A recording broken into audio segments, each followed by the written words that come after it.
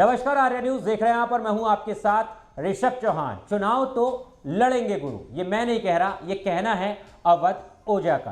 दरअसल आज से कुछ समय पहले सोशल मीडिया पर अवध ओझा की एक वीडियो बहुत तेजी से वायरल हुई थी, जिसके अंदर अवध ओझा ये कहते हुए नजर आ रहे थे कि चुनाव तो लड़ेंगे गुरु।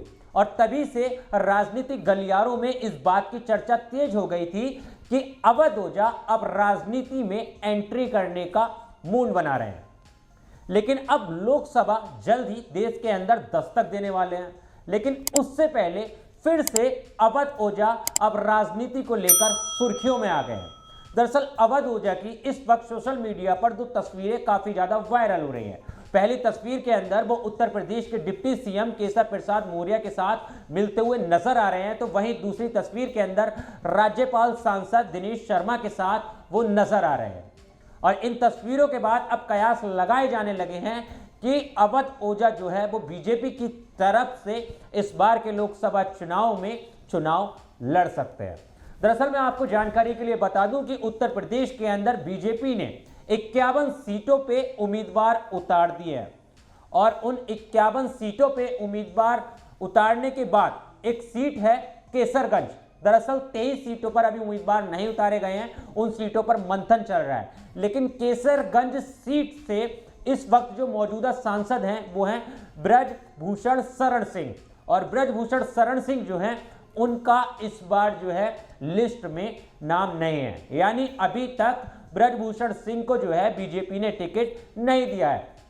तभी से अंदाजा ये लगाया जाने लगा है कि अवध ओझा इस बार बीजेपी की तरफ से केसरगंज सीट से चुनाव लड़ सकते हैं, क्योंकि अवध ओझा जो हैं वो गोंडा के रहने वाले हैं। गोंडा के रहने वाले होने के साथ ही वो उस इलाके को काफी ज्यादा बेहतर तरीके से समझते हैं। वहीं ब्रजभूषण सिंह जो हैं उनके ऊपर गंभीर आरोप लगे हैं। दरअसल महिला पहलवानों ने जो है बीते समय पहले उनके ऊपर गंभीर आरोप लगाए थे, और शायद यही कारण है, इन्हीं कारणों की वजह से बीजेपी जो है उनसे दूरी बनाती हुई नजर आ रही है। लेकिन ब्रजभूषण सिंह जो है वो एक पावरफुल नेता है। अभी तक बीजेपी की तरफ से 5 बार वो केसरगंज सीट से सांसद रह चुके हैं, एक बार समाजवादी पार्टी की तरफ से वो सांसद रह चुके हैं। लेकिन यहां पर अभी महज 1 या 2 दिन पहले योगी आदित्यनाथ ने जब गोंडा के अंदर एक रैली की थी, एक महारैली की थी, जिसके अंदर काफी सारी सौगातें दी गई थी, उस रैली के अंदर जो है ब्रजभूषण सिंह नजर नहीं आए थे। यहीं तक कि बलरामपुर के इलाके में जो भी योगी आदित्यनाथ ने दौरे किए, वहां पर भी ब्रजभूषण सिंह जो है वो नजर नहीं आए। फिर लोकल अखबारों में जो विज्ञापन दिए गए थे, उन विज्ञापनों के अंदर भी ब्रजभूषण सिंह का नाम जो है वो नहीं आया। तभी से ये कयास लगाया जाने लगा कि अब अवध ओझा जो हैं वो बीजेपी की तरफ से केसरगंज सीट पे चुनाव लड़ सकते हैं। लेकिन अवध ओझा का जो है सिर्फ एक ही तरह से, यानी एक ही सीट से नाम नहीं चल रहा है। मैं आपको जानकारी के लिए यह भी बता देता हूं कि अवध ओझा का जो दूसरा नाम चल रहा है चुनावी मैदान में उतरने का, वो चल रहा है प्रयागराज सीट से।